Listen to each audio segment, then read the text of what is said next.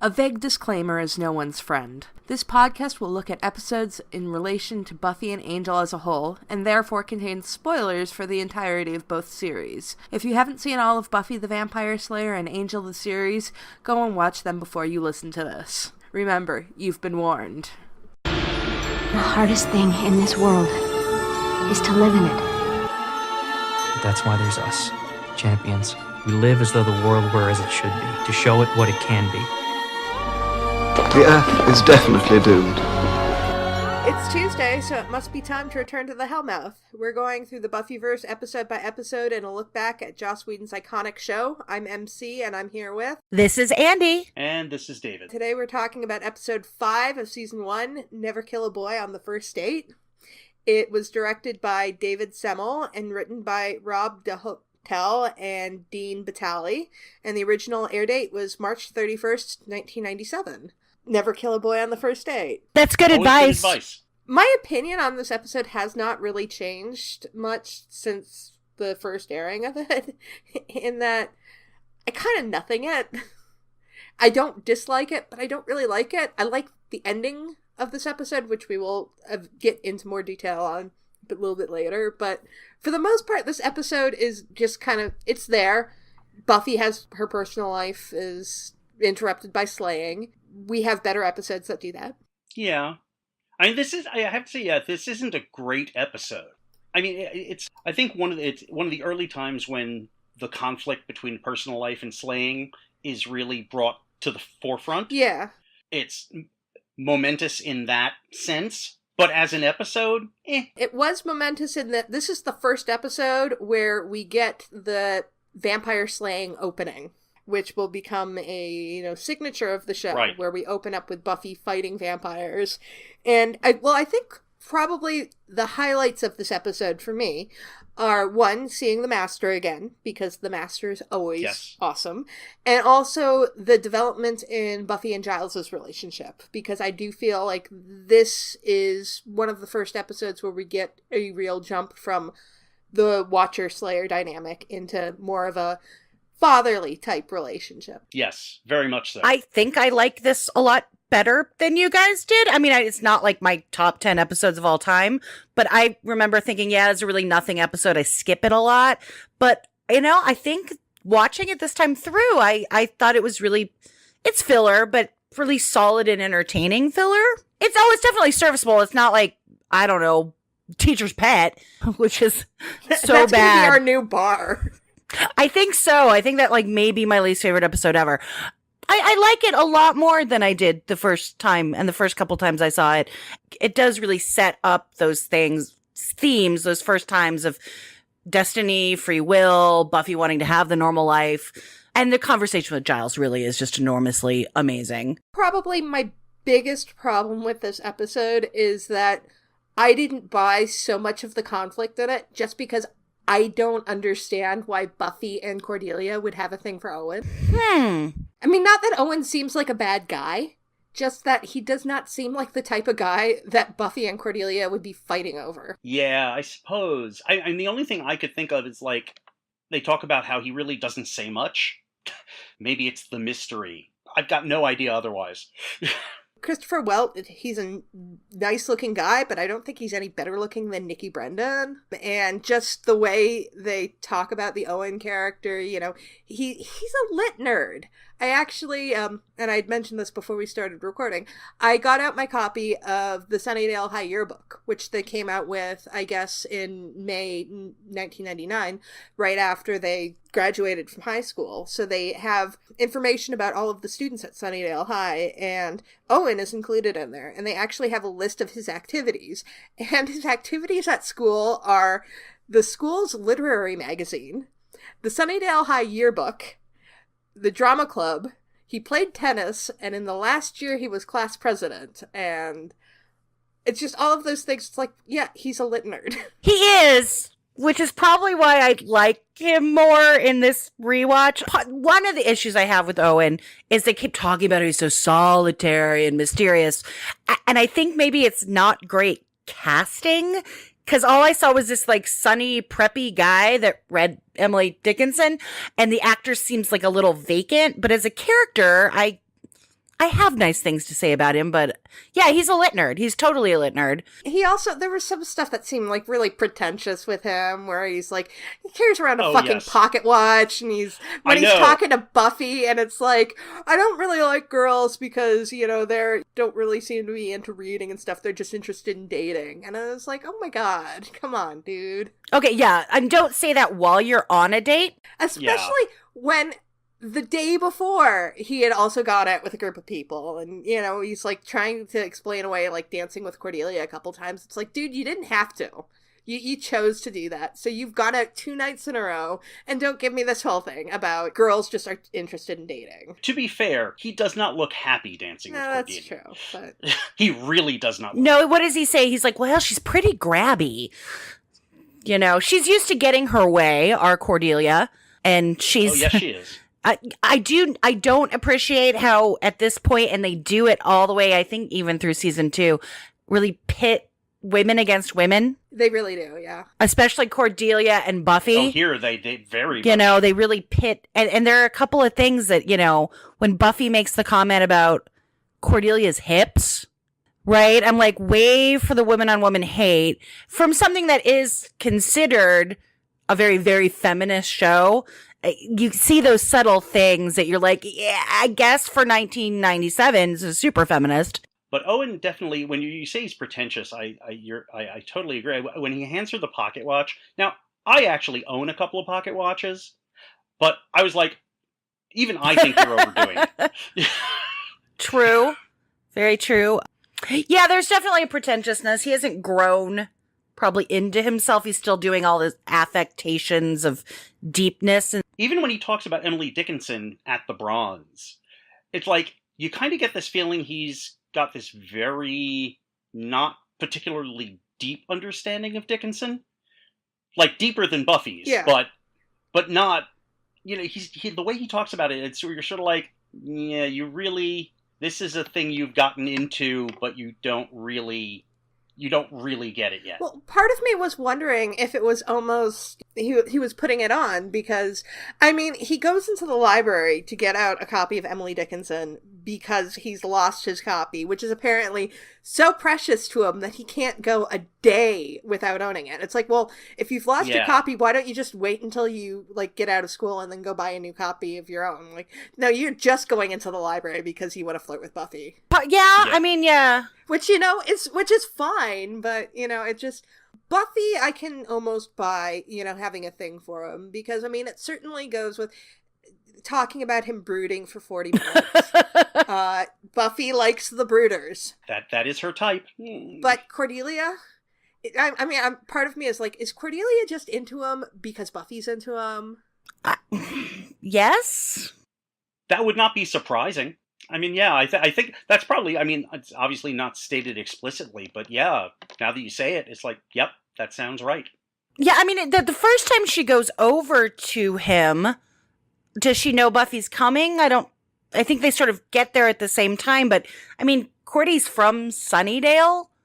Like, wouldn't she have tried to pick up on Owen, unless he, like, came back from the summer all hot and hadn't been before, because that happens to teenage boys. But yeah, I think part of it is because it's because Buffy wants him. She's got it in for Buffy at this point. She's delightful, but she has it in for Buffy. I love Cordelia in this episode for as horrible as she is. Like, this is the episode with her iconic line, "Hello, salty goodness." Hello, salty goodness. Do any of you guys still say that with your friends? Because I know I do. I don't, but... I do. Oh gosh, my friend Brad and I, if we're out somewhere and there's a good-looking person that we like, we're like, hello, salty goodness. Still, all these years later, it's definitely our code word for, hey, take a look. Out of the corner of your eye so you're not objectifying people, but hey, take a look. That line was so iconic, they actually bring it back in the Angel episode Spin the Bottle, when all of the characters get reverted back to their teenage selves. So yeah. Cordelia says, hello, salty goodness, when she sees Angel again. Yes, absolutely. Yeah, it's a great line. And one I quote often. Yes, apparently. It is. I also say, if the apocalypse comes, beep me, even though I've never owned a beeper. Yeah, the beeper. Does the beeper really come back ever? No. No, never it's comes just back. like they do this gesture towards the beeper. I think they figured out after they wrote the part where, yeah, we can beat Buffy. Oh, but we can't because there's no phone. They're like, oh, yeah, No, it maybe does this doesn't come make back sense. once. Because I think Buffy mentions when Jenny is wanting to take Giles to like the football game. Oh, yeah, right. She says, like, yeah, you've got my beeper. It's all going to be go and have fun at the football game. I've got my beeper on. So it does come back like once. Yeah, this is definitely an interesting time in terms of communication because Buffy did kind of come up when you suddenly did have the cellular thing start to come into prominence. I actually think that, if I recall correctly, Joss said that they avoided giving them cell phones just because they wanted to continue the, oh no, somebody's in danger and we can't get them help. Isolate people because that's where danger is. Cell phones only come up in like the last season. Yeah, I think in like season 7. They were a bit quicker on it on Angel, but they had the advantage of Angel as an old man and doesn't know how to use a cell phone. Right, the jokes Right. about the, yeah. And I actually had several friends with beepers. I did not have one, but my code to let my friend know I was calling was actually, I think it was 314, which is the number of the room in the initiative. Yes. Because she's like a huge Buffy fan. We watch Buffy together all the time. So our code for I'm calling, it's not an emergency, but give me a call back is 314. Nice. So yeah, obviously, I'm a huge Buffy nerd, obviously. I'm just thinking, I'm remembering like around this time, you know, like, being an old person, I didn't get into the whole beeper thing. But I remember my cousin who was like, I don't know, like 12 or so at the time. Like for Christmas, she wanted a beeper. And I was going, what? Why? Yeah, I never had a beeper. I had no reason to need it because I hated people. So Yeah, I didn't either. My friend that had the beeper was the department stage manager for the theater at our university. So she frequently did need to be able to like have people get a hold of her to like call in sick to rehearsal or let him know she was going to be late. So that is why she had a beeper. Yeah, see, I always figured there were reasons people needed beepers, but that brief period where people just had beepers generally, I never understood because it's like, okay, so people can bother you, but you can't actually bother them. What's the point? I mean, unless you're a doctor who still have beepers, but Well, yeah. exactly.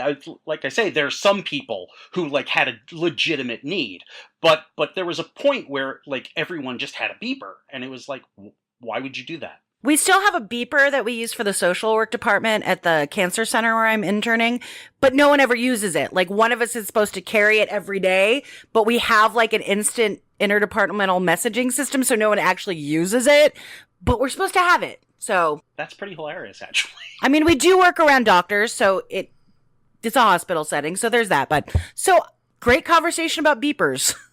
Yes. Beat me if the apocalypse comes, both of you. Back to the episode. Back to the episode. in this episode, Buffy is her entire plot in this episode is trying to have a normal life, wanting to go out on dates. And then with Xander and Willow, you have them so one note. Xander and Willow are just... Xander wants to stop Buffy from going out, and Willow is just playing the fucking cheerleader. That's the only thing they are doing this episode. Yeah, Willow, you have really no notion of who Willow is at this point. We really don't. We know she can hack computers, and that's about it. And she likes Xander. And she likes Right. Xander. Yeah, I don't she likes think Xander. we really get anything about Willow until we get to I, Robot You, Jane. Yeah, I don't think we really do. Which is coming up pretty quickly. Well, everything in the first season is going to come up quickly. Well, yes, it's still, It is. only 12 episodes. Now it's time for the weekly segment where we bitch about Xander Harris. Da da da! Because when Buffy is changing and he is futzing with that mirror. It hit me before I saw the pit with the mirror. It hit me that Buffy was actually changing with Xander in the room, and I was like, why is she doing that? Yeah, I mean, that is weird. And then the mirror thing happens, and I'm like, oh, Jesus. Oh, it was so gross. I was like, another instance of Xander being so completely gross. And not just kind of gross, like No, that's No, super that's gross. probably his worst moment. disgustingly gross. And then trying to sabotage the date. Yeah, Buffy doesn't like to be touched. Come on, No. grow up, dude. No, he is those. I mean, he's not horrible throughout the episode, but those moments are just some of the worst ever. I really hated when Willow says we should go too, and Xander thinks that she's talking about following Buffy and Owen on their date. Well, Willow's like, no, let's go with Giles to make sure he doesn't die. And Yeah. Xander's like, no, he's gonna be fine. He's gone already. No. Right. I know that, like, Owen seems kind of, like, nothingy, but, like, contrast the way Xander acts with actually how Owen seems really interested in actually getting to know Buffy. It isn't until the end of the episode where he's all excited about the death and the thing. All the way through, he's still, saying, I would like to get to know you. He's recognizing her good qualities. I guess, sees a little of her mystery, but she's genuinely trying. He genuinely likes her, and not just in the I'm so physically attracted to her way. He wants to actually engage her in conversation. So Throughout the episode, I'm like, no, he's fine. yeah. Then, of course, we get to the end, and it's like, oh no, you have issues. But throughout the most of the episode, he's like, no, he seems like a perfectly reasonable person to date. Yeah, he's a little white bread. Well, yeah, but He's a fine person, and actually, if I were, in high school, I'd probably have a huge crush on Owen, because that's, like, my type of guy. But I know that what I look for in a guy is different than what Buffy and Cordelia are going to be looking for in a guy, so... Yeah, I would probably have been into him slightly, except he would have worn a lot more black and listened to The Cure. Yeah, that's probably the same with me. Right, so, like, yeah, the actual Owen himself, I'm like, but, slightly darker, with some docs and a ratty t-shirt, but kind of pretentious, carrying a pocket watch and reading Emily Dickinson. Yeah, I was totally into that. So basically, you want Owen mixed with Michael from Gingerbread. Kind of, maybe a little bit, and, like, I kind of get some of the Owen stuff, because... True facts, like, we thought it was really cool to go sneak into the graveyard. Oh, I used to take walks in the graveyard, yeah. And, like, read poetry, and make out on the tombstones, like, totally disrespectful, but we did it all the time, so I kind of get that whole, ooh, let's go to the funeral home thing where Owen's coming from, but I think he probably turned out to be a decent dude. If Owen was around in the 2010s, he'd be Instagramming pictures of himself skydiving with hashtag YOLO. oh. Probably. The other thing I do like about him is he says the thing about, like, yeah, it's okay, I'm kind of a sissy when he's getting beat up by the vampire, without it being a threat to his masculinity, like Xander. I thought what he actually said was he tried to bite me, what a sissy. Oh, he did. okay, Yeah, I that- misheard that. Yeah. Okay, well, that reverses that position there. But, Right. he seems wanting to engage in his sensitive side. I can appreciate that. Yeah, no, I mean, he does actually seem, as you say, he seems interested in getting to know Buffy. Yeah. What we see is, we don't see anything really happen between them, but had the Slayer thing not gotten in the way, they could have possibly had a perfectly reasonable relationship. He would have been a guy maybe worth trying to date, even if it wasn't, even if we can see that it wouldn't have worked long term. Of course, I think part of the thing is, I think it's the Slayer thing that's actually attracting him, like, even before he knows about it. Because, I mean, we talk about Buffy wants to get to know him because he's, a mysterious guy. I think Buffy's a very mysterious girl, and I think for somebody like Owen, that's probably very attractive to him, where it's like, she's new and mysterious, and I would like to, she seems deep, because she hangs out in the library all the time. And So, sort of she is this puzzle I need to unravel. almost, yeah. Yeah. I'll concede that point. Yeah, that's a really fair point. Yeah. I mean, there's nothing wrong with it, because, I mean, like, Buffy's cool. I mean, who doesn't want to get to know Buffy? Totally. Right. Yeah, no, I think he's kind of I wrote down kind of a proto-Riley. Yeah, I could see that. Hmm. A little bit, yeah. A little bit. And again, this is coming from someone who doesn't hate Riley like the rest of the fandom hates Riley. I don't know if these two men are the right kind of dudes for Buffy. Not because of the darkness thing, but... A little bit of Riley, a little bit of Scott Hope. Yeah, yeah, a little bit of Riley. Like, these are good dudes. Like, I'd be super interested in going out with them. But I'm also, 40-something and have gotten over my brooding bad boy vampire phase. Mostly. Right. But yeah, it's nice to see someone that is actually interested in getting to know her for whatever reason. I have a little, I wrote a little headcanon fic thing about Owen. If you guys want to hear it. Sure. Yeah. I mean, I didn't write fic because I'm terrible at that. But like, okay. So I want a fic where Buffy goes back to school to finish her degree. She's like 35 at this point. Runs into Owen, who's now a lit professor and has grown past his fascination with death. And like is like that kind of awkward academic that never got that he was a hottie. Instead of death danger, he's into like rock climbing and mountain biking. And he wears a cardigan. Right, and they end up wears a cardigan, and they end up dating and getting a nice dog together. And then he knows about the Slayer, but Buffy's mostly passed it to other Slayers and is only consulting if there's a major apocalypse. And so he's a good supportive partner, while Buffy is going and getting her law degree because she has aptitude for justice professions. I can totally accept that. Yeah, that was my dumb little like. All right, I'm gonna headcanon on this for a while. So Consulting Slayer. She's a consulting Slayer. She made up the job. One thing that struck me was when Buffy's like, "What do kids do on dates?" And in my head, I just went, the same thing they do every night: go to the Bronze. Oh, the Bronze. And what are they doing there on a school night at 8 p.m.? We could probably ask that for almost every episode. True. I'm like, what? You can also ask what Velvet Chain is doing there on a school night. Right. I actually liked them a bit. I liked them. No, actually, I think this is one of the first bands that we've had as the Bronze bands. They performed Strong and Treason, by the way. It's the first band that I actually went, hey, I recognize that name. Yeah, I think I recognize that name too. Yeah, I'm not going to recognize any of the names of the band. The other music that's played is Rotten Apple by 3 Day Wheelie, which is playing when Cordelia and Owen are dancing.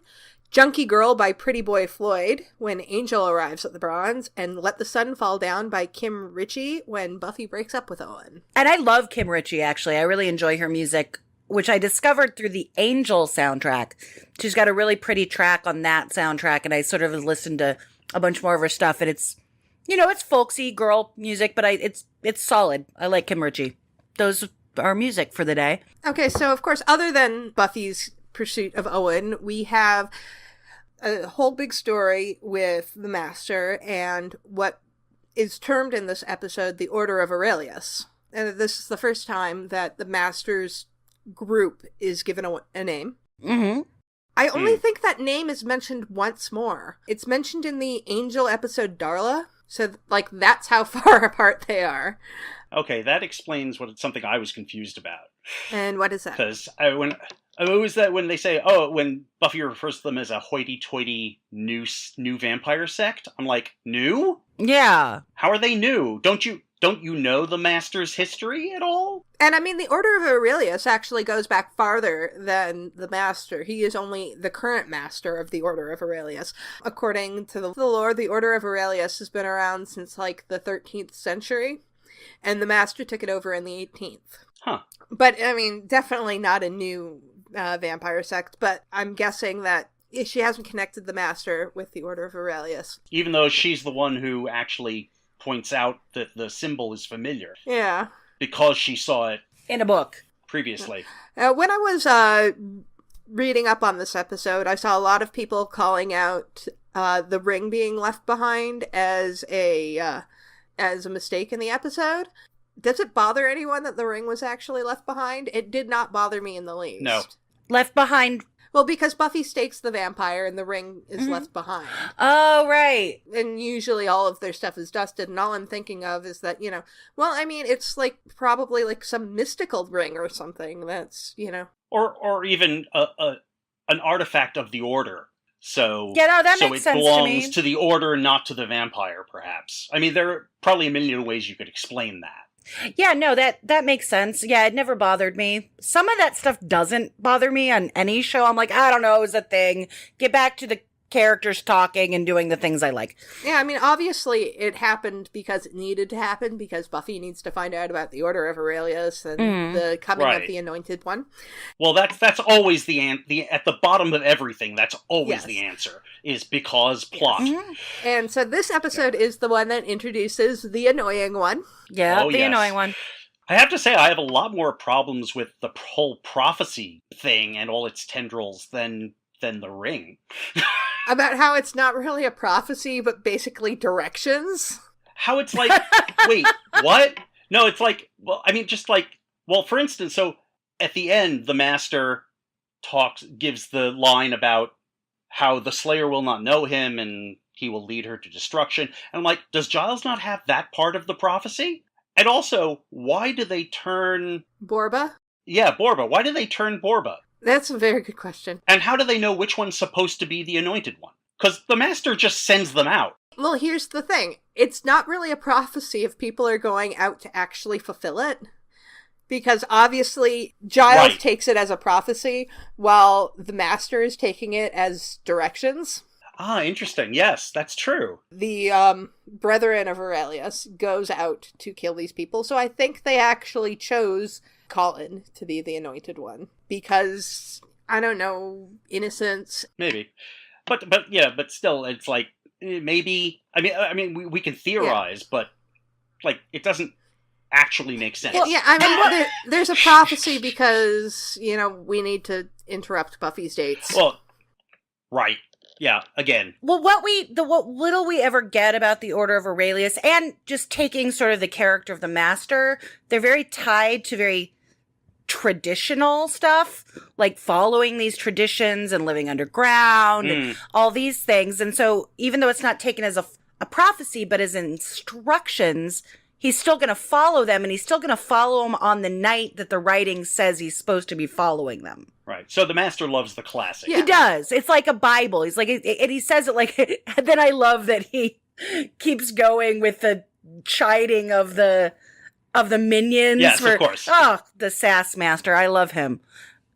But yeah, he does take these things and the symbolism, whereas you look at someone, even though they're part of the Order, like Spike and Drew, they don't take the ritual of it as seriously. And most vampires in the world that we see outside of the Master and this Order take that kind of ritual as seriously. And while we're on the Master, we should say, of course, he is wonderful as usual.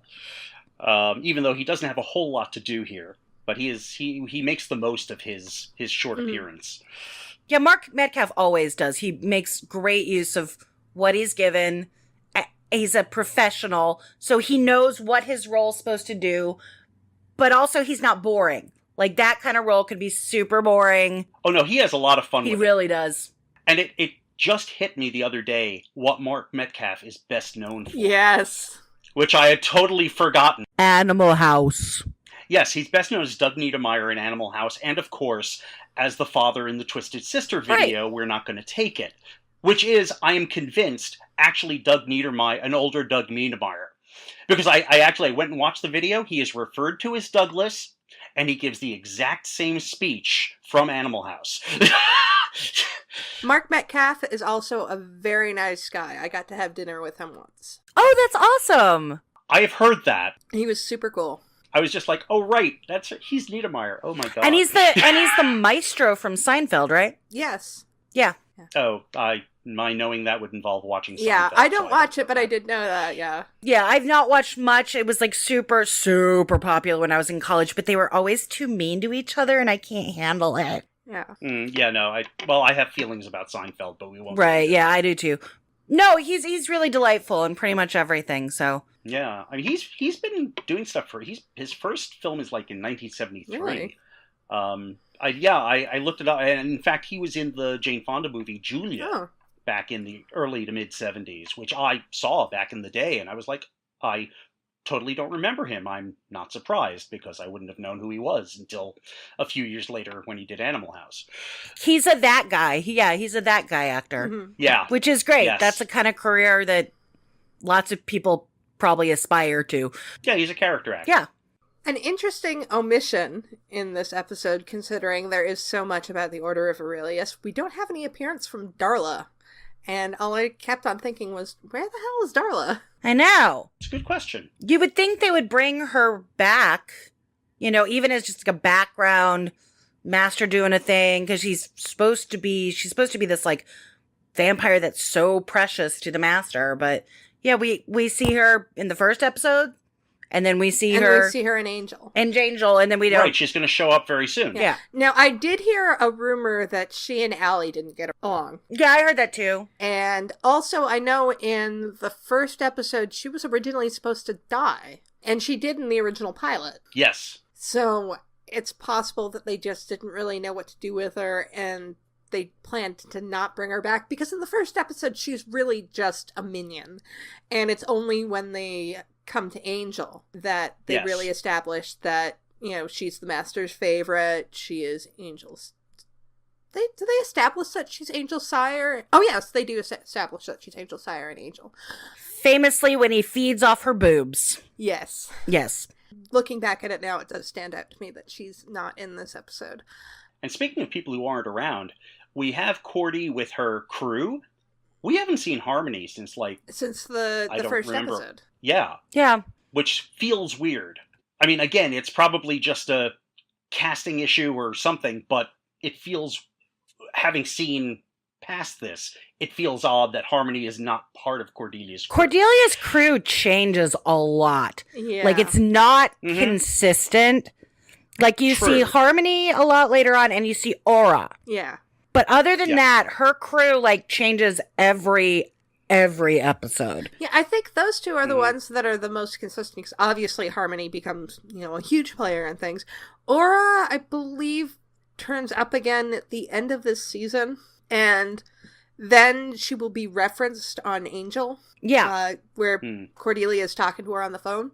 Yeah, they're really trying to figure out things in this first season. Yeah. A note that I have is, why the fuck doesn't Angel go to the funeral home?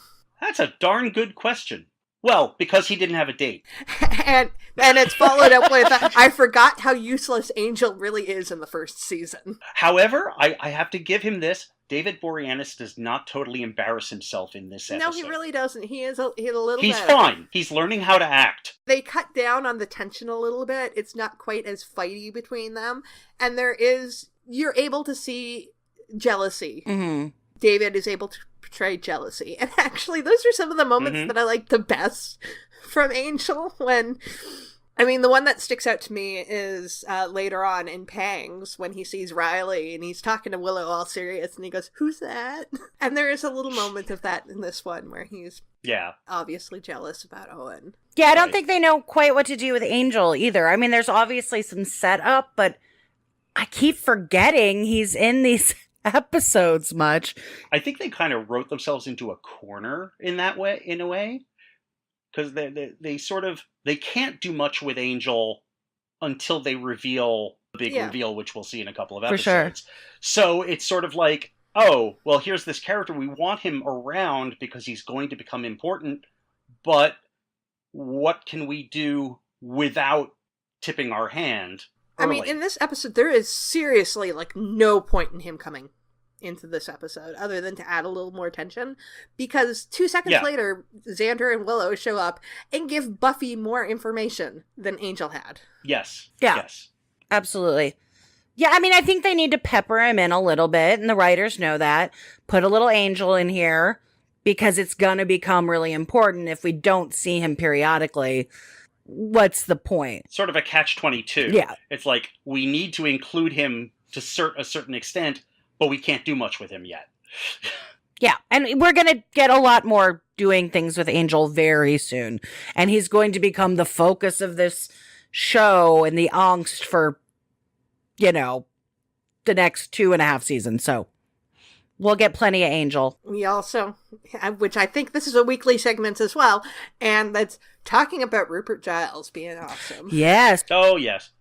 Although, to be honest, I'm gonna warn you right up front. I don't think he's that awesome in a lot of ways here. In a lot of ways he is, but there are other ways where I'm like, why did you do that? Him climbing into the with the dead body, the morgue drawer. I like that. Yeah, I liked it until I went, why did he leave his cross outside?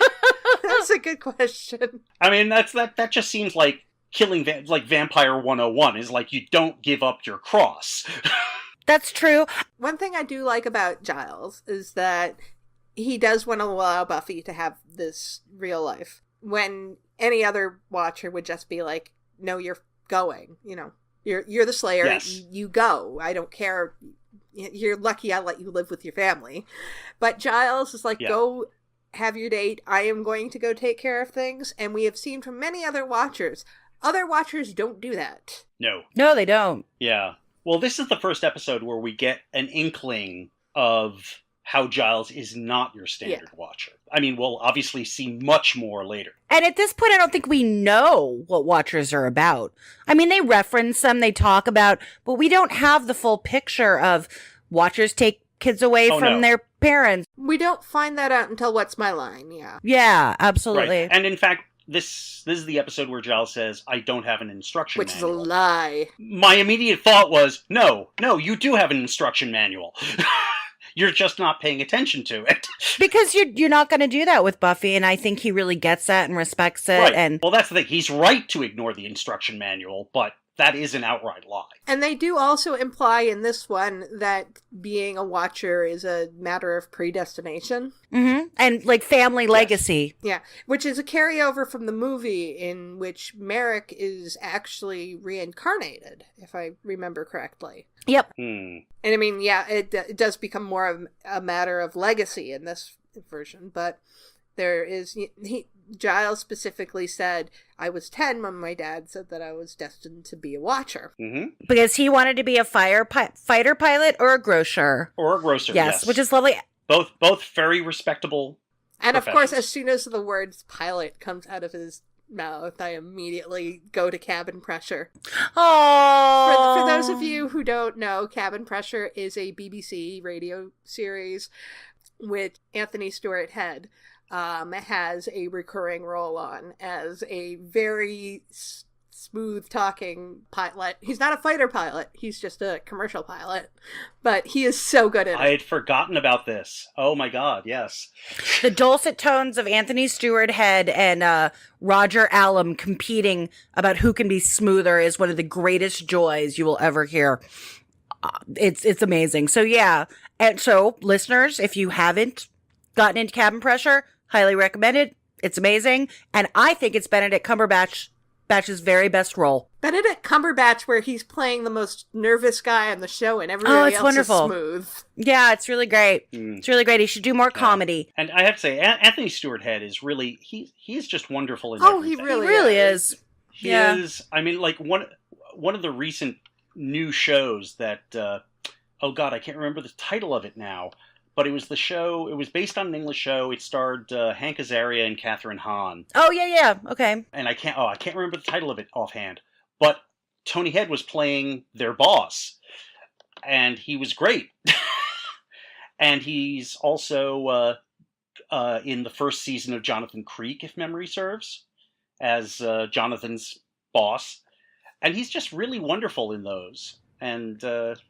I wish I would see more of him. Oh my god, I just looked at his IMDb. He's on some episodes of Drunk History UK that I now have to go. Oh my god. Yes, he's playing Horatio Nelson and Alexander Graham Bell in a different episode. So that is something that will have to be looked at.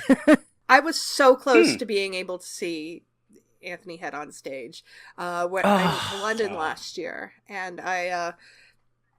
went and saw Rocky Horror Show live. And on the Thursday, they were doing like an all-star version of it where the role of the criminologist was being played by several different actors, and Anthony Stewart Head was one of them. Oh, let's swoon. It was, right. But of course, since it was like the all-star version, that one sold out like super fast. So of course. The Tuesday rather than the Thursday. Though, of course. That version of it is up on YouTube. Like because they filmed it and they showed it on TV. So somebody put it up on YouTube. Yeah. No, I did remember. He also did a anniversary. They like some network. It was maybe MTV, maybe Fox. Yeah, it was MTV. Like it was MTV and Amber Benson also. Right, and people were trading off the Frankenfurter role, so it was like him and Jesse Martin. from Law and Order, and he's incredible. And he did play it on the West End, so. Oh yeah, well, Anthony Stewart Head is considered the second or third best Frankenfurter that there has ever been. Tim Curry is, of course, number one, but Anthony Always and Stewart Head forever. is one of the top ones. Yeah. The closest I ever got to seeing Anthony Stewart Head on stage was seeing his brother on stage. Yeah. Yes, I saw Chess. Oh, okay. I hate that. I do too. The music is fantastic. So anyway, if you don't know what we're talking about, Anthony Stewart Head's brother, Murray Head, who had one hit in the 80s, One Night in Bangkok, which is from a musical called Chess, written by the guys from ABBA. Yes. So fun facts for the day. Massive musical theater trivia nerd right here. Yes. I have another fun fact for the day. Do you guys want to hear it? Sure. Did you know that you can sing any Emily Dickinson poem to the tune of The Yellow Rose of Texas? Really? I've heard that. Yeah. I've never tried it, but I've heard that. Because I could not stop her death, he kindly stopped for me. It works. Go look up some Emily Dickinson poems. You can sing them all to the tune of The Yellow Rose of Texas. Oh, wow. There is you get a little singing. There's a little bit of everything in this podcast. Let me just say. She is, after all, an American. I am an American. Yeah. Back onto this episode. Okay, yes. One thing that bothered me fucking endlessly is why is there a body just out in the funeral home? In the observation room. And why is Borba in the observation room? Why is he in the observation room? And I don't understand, like, there's, he's on, like, an exam table with a sheet on him, but there are flowers up, and it's like... Yeah. I mean, it makes a great visual, but it just seems so weird. Is it like a morgue / funeral home? Because that's what it's set up to look like, and not actually... It does seem to be a morgue / funeral Because home. I've been in several funeral homes, and that's not kind of the setup really much at all. I have to say, I was kind of wondering because, maybe it's just because I'm a New Yorker, but the idea of the funeral home being on the grounds of the cemetery is totally weird to me. Yeah, well, it's Sunnydale, so they have to combine all of that stuff together. Right. Like, they do call it the Sunnydale Funeral Home. So, But then later on in the series, you find out, I think there's something like 23 23 cemeteries in city I thought limits. it was 12 cemeteries and 23 churches. Okay. But I could be wrong. I'd have to fact check myself on that. You sound a lot more sure than I do, so. do those 12 cemeteries include church cemeteries? I don't know the answer to that. I will... Ha! I stumped you. I don't think there is an answer to that. So, And Borba as a vampire, you've already pointed out that he didn't need to be a vampire. Like, part of me was wondering, Right. it's like, did everybody get vamped? Like, was that how it worked? Right, that was kind of my question, is like, why did they turn him, and if they turned him, why don't they seem to have turned anyone else? But I was mostly distracted by the fact that Borba is one of the creepiest vampires we see on the show. But he's so creepy, Oh, yeah. he is over the top creepy, so it becomes kind of a joke. Yes. yeah. Yeah, he's kind of over the top creepy before he becomes a vampire. He is just... Ugh. Yeah, I think that they're trying to play off the, like, bait and switch aspect, so they make it so over the top. And trivia fact, Jeff Mead, who plays Borba, also appeared as a demon from the Demon Motorcycle Gang in the season 6 episodes Bargaining and Bargaining Part 2. Okay, So cool. I looked up a little trivia for us today. Yeah, his performance is fine, it's just overwritten. Yeah, it's a little over the top. Yeah, the Borba, like, the Anointed One twist, personally, I saw it coming a million miles away. It seemed so fun. It's like as soon as they had, like, the bus with the little kid, I'm like, oh, well, it's gonna be the little kid, because, it's creepy kids, that's the way it works. I don't know if I got that one. I don't really remember anymore, but I don't think I spotted it at the time. Yeah, I don't think I did either. I think I was probably more engrossed in something else. Sometimes I tend to not always remember. I'm really great at the little character moments and things like that, but sometimes when things get fighty or actiony, I actually check out a little bit. Mm-hmm. Because that's the thing that means more to me, is the character moments and writing. And unless I'm watching a Marvel movie, then I'm all about the fighting. Well, if you check out during the fighting, then there's nothing to Right. watch. But I will say the fighting in those movies is actually very character and plot driven and not just fighting for fighting's sake like a Jerry Bruckheimer movie or something. Right. And I think Buffy gets to that place where those fights really become about character and plot and moving things forward. But at this point, there's something I wanted to point out. They're not quite there yet. And I love it when I pause to take notes for the podcast, and it's obviously not Sarah Michelle Gellar doing the stunt. When it's Sophie Crawford. Right, I think at this point it was still Sophie Crawford who was. I think it is, yeah. And the first year is like one of the worst about the masking, but it doesn't actually get much better. Because I remember as far forward as The Gift being like, that is Sarah Michelle, or that is the other lady, that is the other.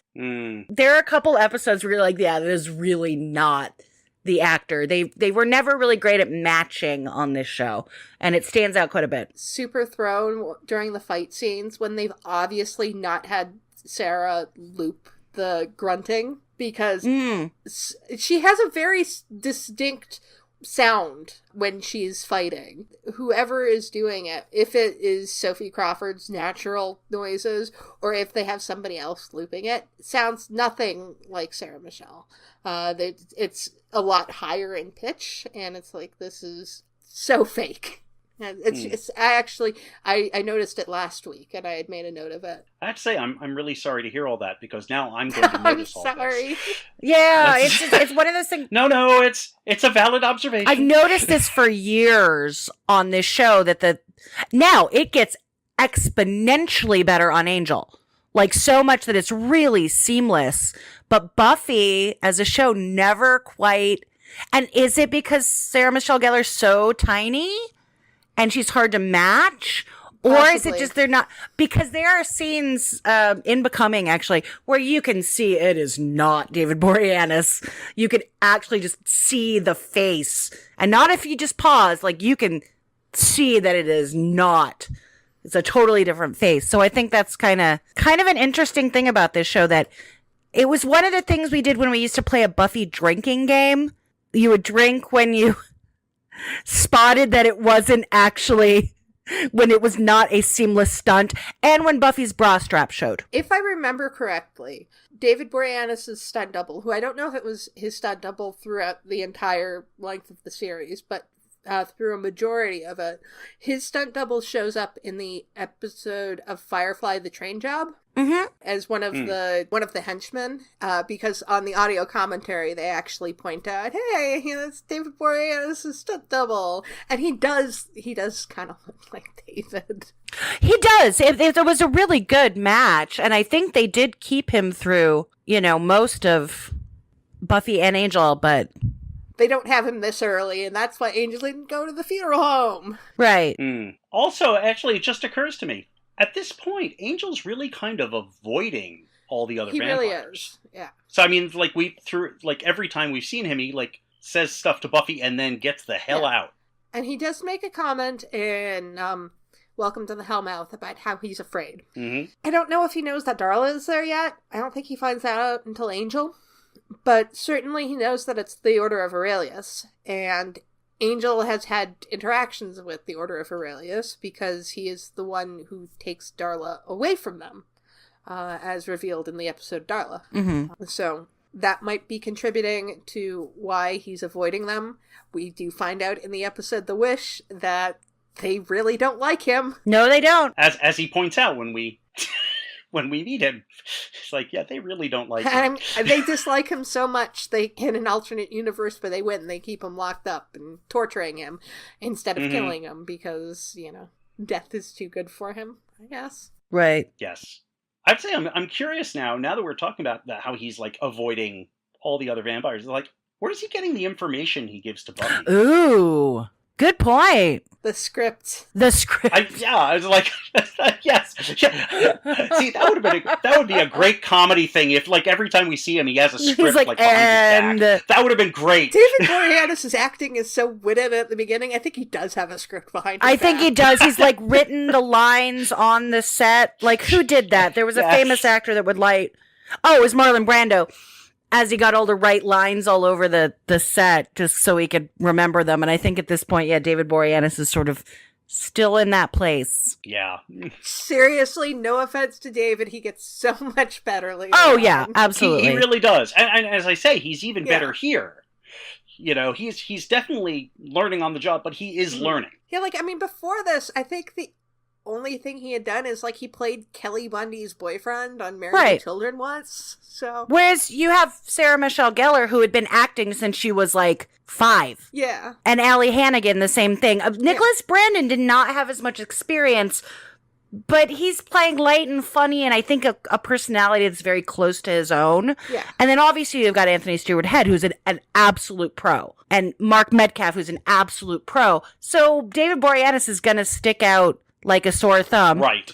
Because he just doesn't have the experience. So we should probably get to talking about the end of the episode, and that's of Buffy course. breaking up with Owen and the Yeah. scene between Buffy and Giles. And you know which one that I want to talk about. The one with Owen, right? Because he's your favorite. Oh, yeah. Everyone loves Owen. What I think is really interesting about the whole thing with Owen is that Buffy He's dreamy. is talking about how, Willow and Xander know the score. Willow and Xander are aware of what her life is. Buffy doesn't have strong enough feelings for Owen that she cares to inform him of, by the way, there are vampires and demons, and I'm the Slayer, and you can't go out and pick fights with people because, the people in Sunnydale are actually going to try to kill you and eat you. She doesn't have those strong of feelings for him, so... Yeah, that was actually my thought when she says, if he goes out not knowing the score, he could get himself killed. And I'm thinking to myself, well, you could tell him. I mean, you're not going to, But you could. But, I mean, that is an option. I mean, he's a prop to get the point across for the first time. Well, kind of the second time because of the cheerleading thing, but that wasn't boys. Right. No. Well, this is the first time the whole episode is really all about that one thing. And also, I kind of find it kind of amusing towards the beginning of the episode when Giles gives Buffy this sort of lecture about how, if you tell people about you're being the Slayer, you're putting them in danger. I'm like, at this point, that's kind of like that ship's sailed. Yeah. And the best line in the episode from Giles: all right, I'll just jump in my time machine and go back to the 12th century and ask the vampires to postpone their ancient prophecy for a few days while you take in a dinner and a show. Like, the snark of that is like... Oh, I don't know. I think follow your hormones is up there, too. That's a good one, too. And how absolutely as a line. Sexy that Giles is when he's being demanding and talking about prophecy. Yeah. I gotta get my Giles love in here every time. No, It's I get it. mandatory. Giles is great. We love Giles. We do. We all We love Giles. Some of us love him in different ways than other people. Right. I want to be Giles, if only because he gets to play with books a lot. Ah, good point. We have Buffy and Giles together, which I said in the beginning, this is kind of the first time we really get Buffy and Giles going past Watcher and Slayer and into the familial relationship that will develop throughout the entire series. Because this is not a matter of, this is your destiny. This is a matter of Giles is telling her something from his past. I didn't want to do this, but you do what you have to do. And it's very much a life lesson. It's not about her destiny. No, it's about responsibility. Exactly. The way he speaks to her, it's just lovely. And there's this one line in the way he says it. She's like, and I figured this thing out too. And he's like, you did. Like, it's really authentic praise. And just the look on his face, he already really loves her. There are definitely points in this episode where I just sit there and I feel really sad for Buffy. Yeah. I do too. Because this is really terrible in a way that regular people are just not equipped to deal with. This is not normal in any shape or form. And that Giles is able to sympathize with her very directly and express that he's doing that is really good and helpful. This episode, yeah, you're right about the slight bit of sadness, because at this point, we're 5 episodes in, and we're seeing Buffy, she's really sunny at this point. She's really hopeful that she might be able to walk the line between, Slayer and relationship, or Slayer and school, or Slayer and all these things. And she, time after time, gets smacked down and said, no, you can't have that. And as the series progresses, you can see that weighing on her and weighing on her. And so going back and looking at this in hindsight, she's so light and happy at this point. And it's a little heartbreaking as, someone looking back from a perspective of 20 years. Yes, this is before she realizes that, basically her dating life is going to be vampires and vampire And hunters. she's going to have to give up almost everything. Eventually, she ends up giving up almost everything. So Yeah. In season 5, she does. Yeah, She gives up she does. everything. She does. And this is sort of her journey. Literally. Yeah, literally. And she's on that path, but it is a little weird to see her so bright and sunny at this point. Yeah, this episode really is kind of the first time that she realizes that, I can't balance a completely normal life with being a Slayer. It's just impossible. But she continues to fight against that, and I think that's very admirable. She'll keep trying, but I think this is the first place where she realizes she realizes it, but she doesn't quite accept it yet. Which is completely understandable. I mean, something like that is Oh, not yes. something that you can accept right away. No. And I think she, consistently, as the series goes on, tries to give herself those moments where she's not being the Slayer. And not every single one of those leads to failure and badness, because she's really, really strong and she's really resilient. So she's gonna find ways to make this different for her. But, I'm Buffy's biggest cheerleader. So the whole arc of the show within the fictional universe is, to some extent, Buffy redefining who the Slayer is. Definitely, yeah.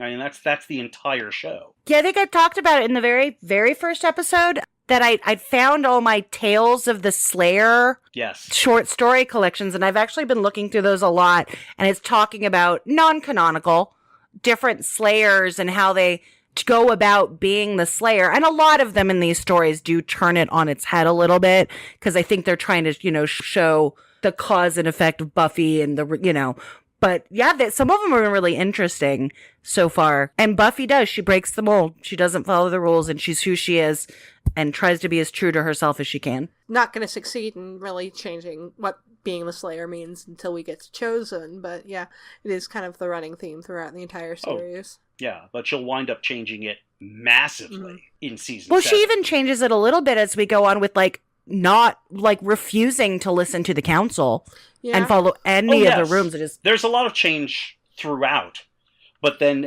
in season 7, the very concept of spoiler, the very concept of there is one girl in all the world just goes out the window. Which she starts here because she begins sharing her power, not her actual physical power, but her Judy with Xander and Willow and Cordy and Angel, and then her various boyfriends. She's sharing. Yes. She's trying to share the power even at this point. Yeah, it begins right at the beginning of the series. So, yeah, and just escalates throughout and becomes more and more. It's about, to some extent, it's about just not having to be alone. Yeah. Mm-hmm. I mean, that's been the tradition of the Slayer. It's the one girl. Not only the one girl in all the world, and not just the one girl, but the one girl who can't have any friends. Mm-hmm. And she just says, no, to hell with that. Which is why she lives past the age of 21. Kind of. Exactly. Kind of. She turns being not alone into an advantage, a tactical advantage, which is kind of surprising. No one thought of that before, but Well, I mean, look at how badly it goes when the military tries to do it in season 4. Oh, right. Yes. Right. Because there's no feminine energy to that. It's all masculine dominance. So, because we can talk about that when we get to season 4, the, masculine dominance versus the feminine energy of the Slayer. As it is now, we should probably be wrapping things up. Final feelings on Never Kill a Boy on the First Date? I liked it better than I remembered liking it. And I think Owen is probably a really great lit professor. Yeah. I like it well enough. Mm-hmm. I think that's probably my opinion. It's not one that I'm ever going to go out of my way to watch, but it's not one that I would turn off. I found it on TV in rerun. Yeah. Yeah, that's probably about right. Okay, so next time we'll be reviewing The Pack, which I'm sure will have a lot to say. Oh, yeah. So until then, grr, arg. Grr, arg. Grr, arg. We'd like to thank everyone who downloaded the podcast, and an extra special thanks to everyone who shared, liked, and subscribed on social media. You can find us all over the web. We're on both iTunes and Stitcher, and we've also uploaded onto YouTube. Just search for Return to the Hellmouth. You can leave us comments at our website, returntothehellmouth.com, on Tumblr and Facebook at Return to the Hellmouth, on Twitter at HellmouthReturn, or on email at returntothehellmouth@gmail.com. We'll be sure to read them on the show. For those of you who are Star Wars fans, there is still a new episode of our sister podcast, The Trash Compactor, available for download. See you on Tuesday for The Pack. Grr, arg.